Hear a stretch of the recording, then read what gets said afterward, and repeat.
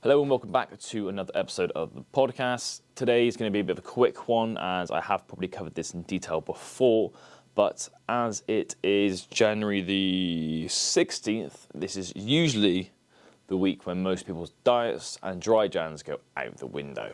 Have you sacked off dry jan? Most people have by this point, myself included, as it was my birthday last week. And I definitely had a few pints. If no booze was the main component of your weight loss plans, the diet does not have to go out the window along with booze. If you know you love a glass of wine on a Thursday, then just pop 1 or 2 glasses into your MyFitnessPal first thing in the morning and then work around it for the rest of the day. I'm definitely not in a position to tell people not to drink. So all you have to do is plan it and work around it, and it will fit in with your diet. And don't let your booze intake take away from tomorrow's training. Having a pint on a Thursday night is one scenario that we can plan for.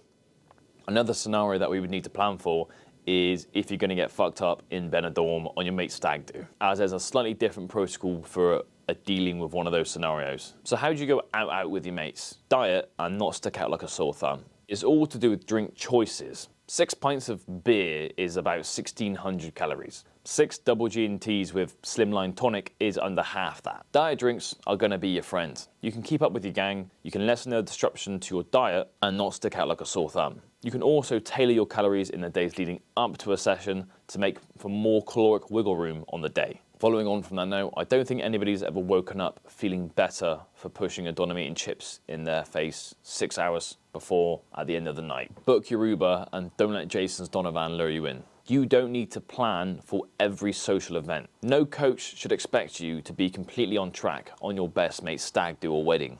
It's somewhat inevitable for some people that they're going to end up 7 pints deep in Benidorm. But it's not every day that you'll be 7 pints deep in Benidorm. Having your diet nailed 80% of the time allows for the freedom, the other 20%, for you to have a Big Mac, for you to go to a wedding and not worry too much. To everyone else, it will seem like you're just eating and drinking like they are, but because you have that 80% nailed, you're still making progress, you're still getting slimmer, you're still putting on muscle. And it quickly becomes a scenario where your friends are going to ask you how you're doing something, not why you're doing something. Anyway, it's only a quick episode today.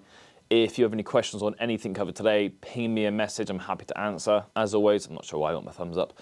As always, you can find me on TikTok, Instagram, Facebook, Spotify, YouTube, all as Harrison Trains. Thank you for listening, and I'll see you again soon.